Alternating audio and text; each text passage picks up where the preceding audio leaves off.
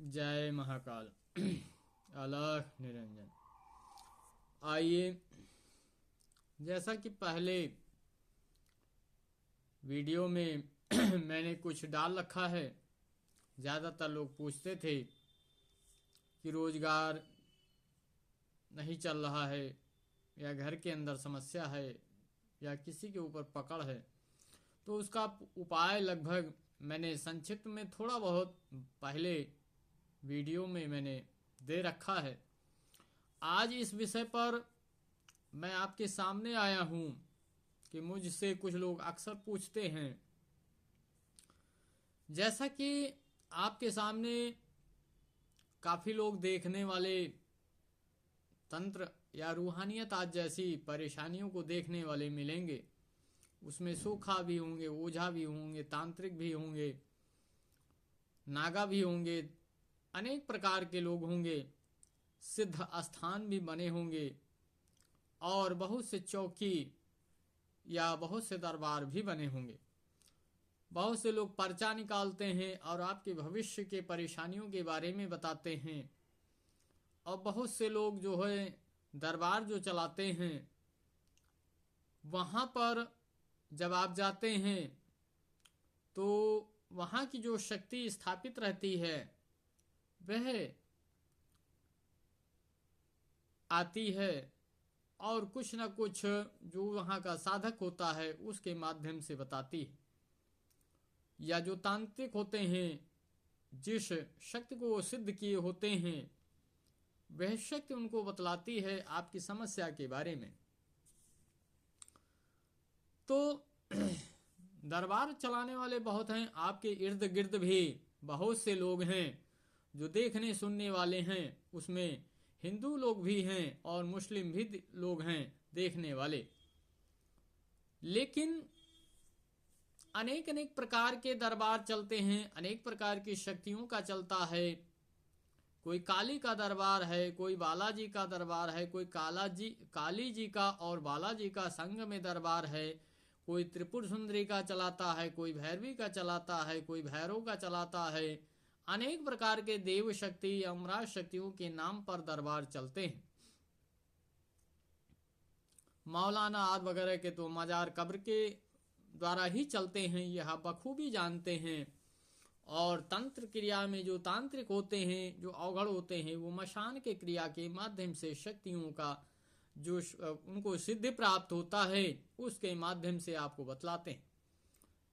लेकिन बहुत से लोगों के जीवन में तो सुख और समृद्धि की ओर वृद्धि तो होती है, थोड़ी बहुत जो परेशानियां होती हैं वो कट तो जाती हैं।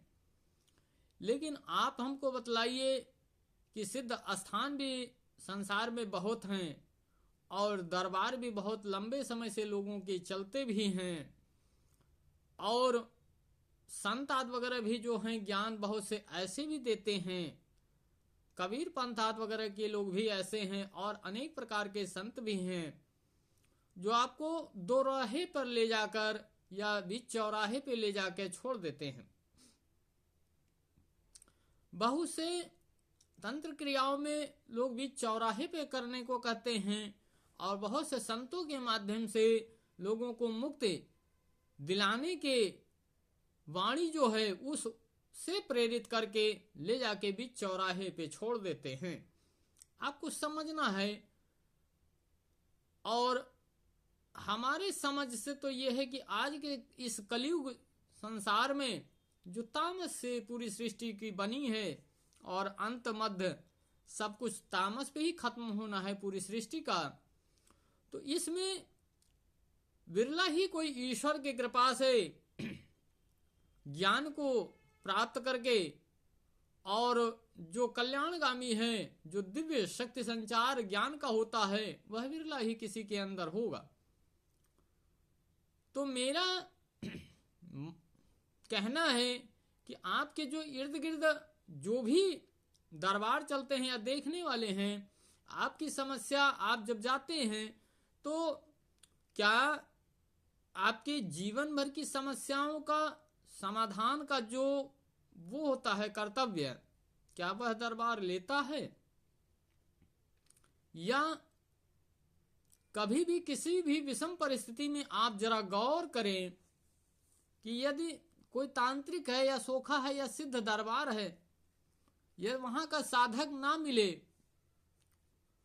तो हमने सुना है कि कभी कभी लोग ऐसा भी कहते हैं कि भैया जो देखने वाले हैं जब तक देखते थे तब तक हमारी परेशानी उनके शक्ति के द्वारा ठीक हो जाती थी और मैं ठीक रहता था, पूजा आदि वगैरह भी दे देता था तो ठीक रहता था। तो मेरा यहाँ थोड़ा सा सूक्ष्म रूप में आपसे कहना है कि व्यक्ति जब तक जो भी देखने वाला है, दरबार चलाने वाला है, वह जब आप उसके पास जाते हैं तब आपकी समस्याओं का निदान होना शुरू होता है। क्यों? कि वह आपकी अर्जी को भरता है, और अर्जी को भरना बिना अर्जी भरे, जैसे जीवन की जो दिनचर्या होती है उसमें भी आपकी जो भाव होते हैं प्रातः ब्रह्म काल के, उसी अनुसार उसका कार्य होता है। तो ठीक इसी प्रकार जैसे आपके जीवन में कोई ऐसी बात आ गई, आप थाने भी जाते हैं तो कागज लिख के पढ़ के देते हैं, कोर्ट कचहरी भी करते हैं लिख के देते हैं, यानी और सुबह जो उठते हैं वो भगवान से प्रार्थना करते हैं। तो जो प्रार्थना का जो एक वो होता है, एक हृदय की प्रार्थना होती है, एक लिखित प्रार्थना होती है।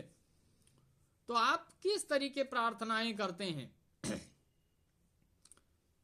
मेरा यहां समझाने का भाव ये है कि बहुत से लोग जो नास्तिकता की ओर जा रहे हैं, वे बीच चौराहे पे ही जा रहे हैं, उनको कभी मुक्त नहीं मिलनी है। और इस संसार में जब से सृष्टि की शुरुआत हुई है अभी तक कोई नरक की गति में नहीं गया है, जहन्नुम में नहीं गया है। क्यों? क्योंकि मनुष्य को जो है मृत आत्माओं की दुनिया में जब वह जाता है, शरीर को छोड़ने के बाद वो दूसरा योनि बोला जाता है, मृत आत्मा की योनि।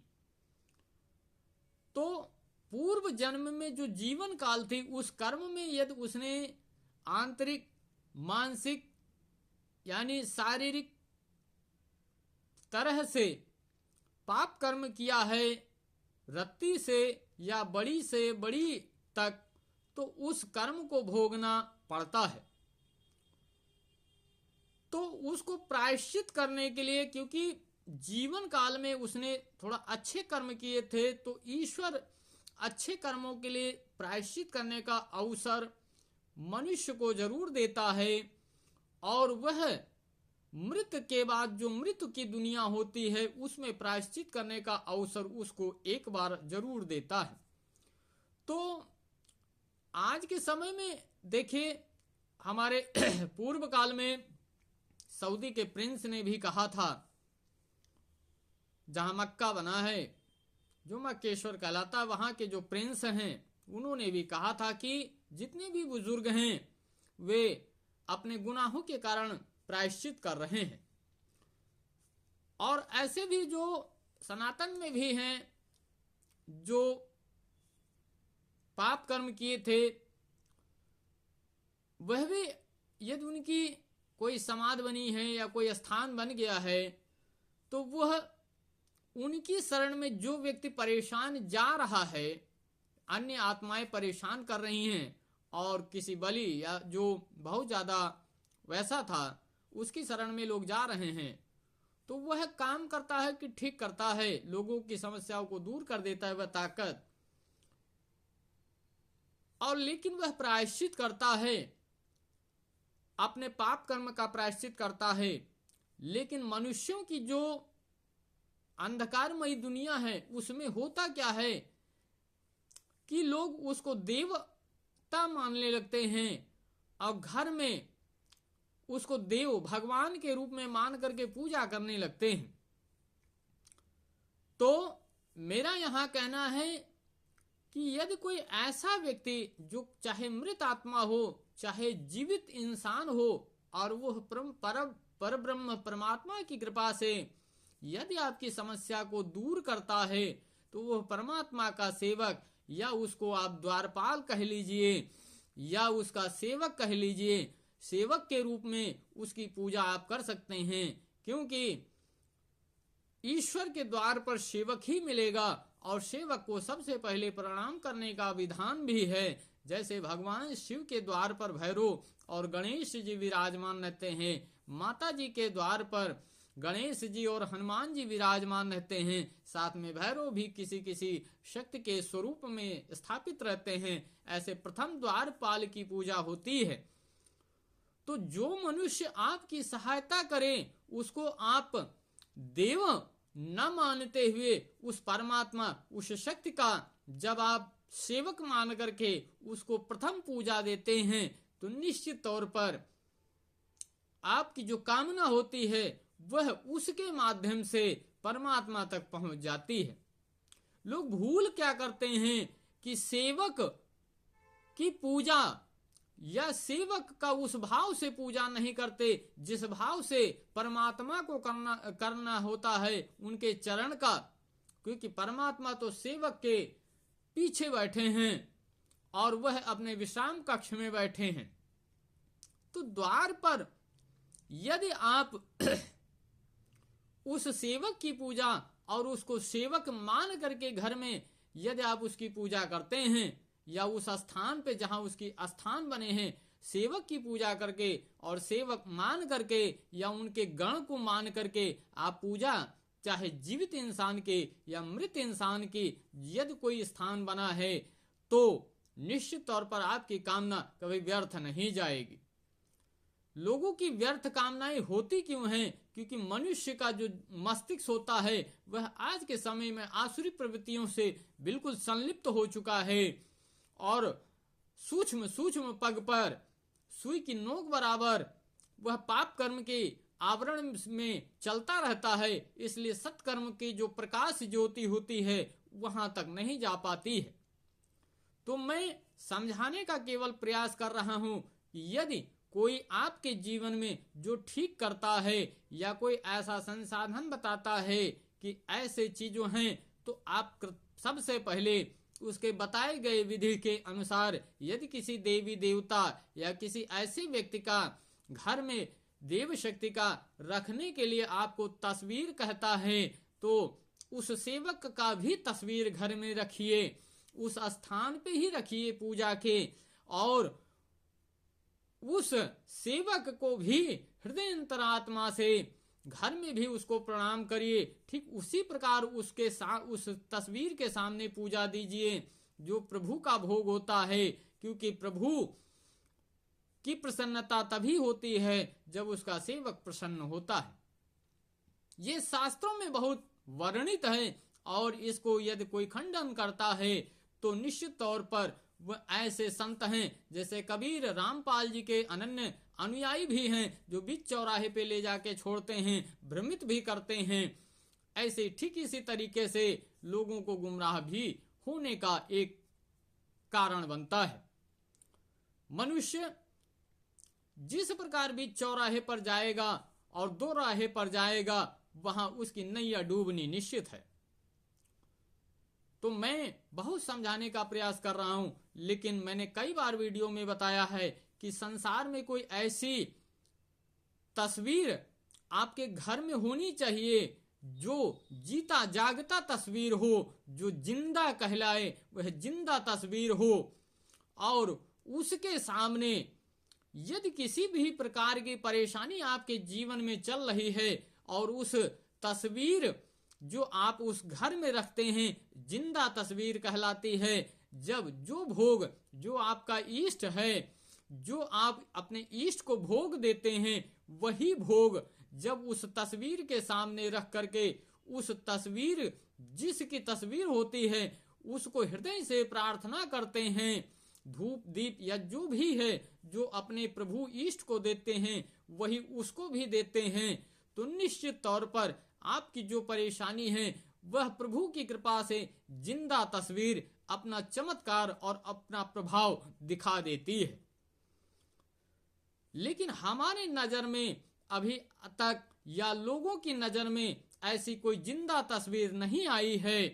हमने तो देखा है बहुत से मुस्लिम के घरों में बहराइच का, अजमेर का, अनन्य प्रकार के जगहों का, मजारों का उनके घर में तस्वीर है। हमारे हिंदू भाइयों के घर में भी देवी देवताओं, ऐसे शक्ति, मृत आत्माओं की भी तस्वीर है।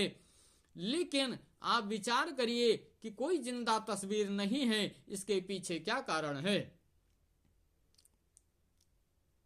आपके घर में अनन्य प्रकार से तस्वीरें हैं, तस्वीर जिंदा होनी चाहिए। और यदि तस्वीर जिंदा है तो आप एक अंदाजा लगा लीजिए कि जिसकी तस्वीर है उसमें कितना बल होगा। और यदि तस्वीर आपके घर में वह जिंदा होकर के आपकी समस्याओं को दूर करने की सामर्थ्य रखती है, तो जिसकी तस्वीर है उसके अंदर कितना सामर्थ्य होगा। तो हमारा कहना है कि आप यदि अपनी समस्याओं से निदान पाना चाहते हैं तो कोई एक ऐसा कक्ष लीजिए और जो जिंदा तस्वीर होगी। यदि आपके सामने कोई ऐसी जिंदा तस्वीर आती है जिसके घर में रखने से आपके घर की नकारात्मक ऊर्जा को बाहर करने की अद्भुत क्षमता रखती है, तो निश्चित तौर पर यह आप उत्तर या दक्षिण दिशा में उस तस्वीर को रखिएगा, उसका प्रभाव आपको दिखाई देगा। लेकिन मैंने देखा है, बहुत से लोगों ने बताया भी है, दरबार के लोगों ने, कि कोई भैरव की तस्वीर को देता है, कोई हनुमान जी की तस्वीर को देता है, कोई बाबा में कोई कीनाराम बाबा का रखता है, कोई देवराहा बाबा का रखता है, कोई नीम करौली का बाबा रखता है। सभी बाबा जो सिद्ध परम गुरु हैं उनके चरणों में लोग रहते हैं, उनके अनन्य भक्त हैं, श्रद्धा सुमन से पूजा भी घर में करते हैं, उनके चरण धाम तक भी जाते हैं। फिर भी आपके अंदर की नकारात्मक ऊर्जा जो घर में स्त्रियों या कन्याओं या लोगों के ऊपर या रोजगार पर या घर पर जो असर पड़ता है वह क्यों नहीं दूर होता? क्योंकि स्थान तो जिंदा रहेगा ही रहेगा। स्थान जहां समाधि है वो तो जिंदा रहेगा ही रहेगा। लेकिन आप बताइए कि कोई ऐसी तस्वीर भी होनी चाहिए जो जिंदा हो। यदि आप ऐसे विषम परिस्थिति में पड़ जाएं और उस धाम, उस जिंदा स्थान जो गुरु का हो या किसी देव शक्ति का हो, मृत शक्ति का हो, वो सदा स्थान धाम जो होता है वो जिंदा ही होता है। यदि विषम परिस्थिति में पड़ गए और वहां तक आप नहीं जा सकते तो कोई ऐसी तस्वीर, कहते हैं घर में जैसे छोटी मोटी दवा होती है, आप तत्काल खा लिए आराम मिल गया, ठीक वैसे आपके घर में कोई ऐसी जिंदा तस्वीर भी होनी चाहिए जिससे आपकी समस्या आप तत्काल दूर करा सकें। उसको पूजा दे के, अगरबत्ती धूप आदि वगैरह दे करके आप प्रभु उसके प्रभाव से आप ठीक हो सकें तत्काल के लिए।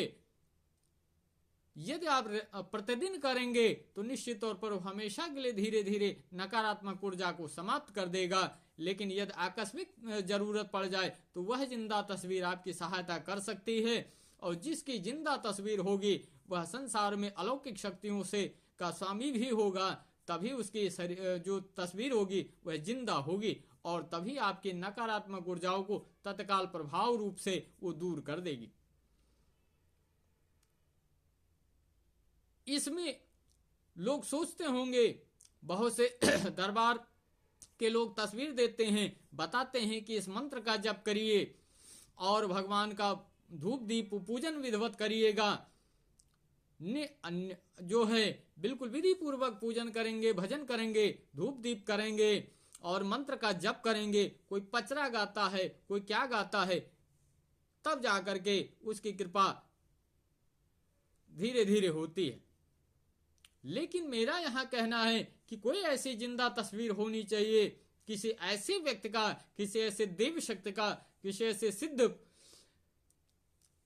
गुरु का, कि जिसकी तस्वीर रखने मात्र से आपके घर के अंदर के तत्काल रूप से आपको उसका असर भी दिखाई दे। ऐसा आप तस्वीर को खोजें जो जिंदा हो और जिंदा असर दिखाती हो। उसके पास जाने से तो सामर्थ्य, उसका अंदाजा संसार में तो बिरला ही कोई लगा पाएगा। यदि उसके तस्वीर में ही इतनी शक्ति और प्रभावमयी है, जिंदा है, तो उसमें कितना होगा इसका कल्पना आप स्वयं कर सकते हैं। तो इसी के साथ यदि हमारी वीडियो आपको पसंद आ रही है तो आप जरूर लाइक करें, ज्यादा से ज्यादा लोगों को शेयर करें। और इससे होगा क्या कि यदि आपके जीवन में परेशानी नहीं है, अगले के जीवन में है, तो निश्चित तौर पर यदि आप उसको शेयर करेंगे लाइक करने के साथ में, तो आप एक भला करने का काम करेंगे, भलाई का काम करेंगे। इसलिए यह रन जब चारों ओर दौड़ेगा आप लोगों के सहयोग से, तो जिस किसी के घर में ऐसी परेशानी आएगी, इस उपाय को जो बताया गया है, पिछले काफी वीडियो में बताया भी जा चुका है, यदि वह करेगा तो निश्चित तौर पर जब उसका भला होगा तो आप भलाई का कर्म करेंगे। तो इसी के साथ हमारे वीडियो को लाइक करिए, अधिक से अधिक शेयर करिए, क्योंकि जो मेरा लक्ष्य है उस लक्ष्य को मुझे करना भी है। और आप सभी सनातन धर्म के भाई बहनों का हमको अत्यधिक सहयोग की आवश्यकता है। और सहयोग किस प्रकार, आप हमारे चैनल को, हर पेज को लाइक करें, अधिक से अधिक शेयर करें, जिससे जो मेरा लक्ष्य है वह प्राप्त करूं और उस पग पर चलूं जिससे जनहित में सभी का कल्याण हो। इसी के साथ अंत में कहना चाहूंगा, कलयुग महाराज की जय। अघोर महाकाल, सर्वस्वरूप महाकाल, सर्वगुरु, तंत्र गुरु, सदगुरु श्री चरण कमलभ्यो नमो नमः।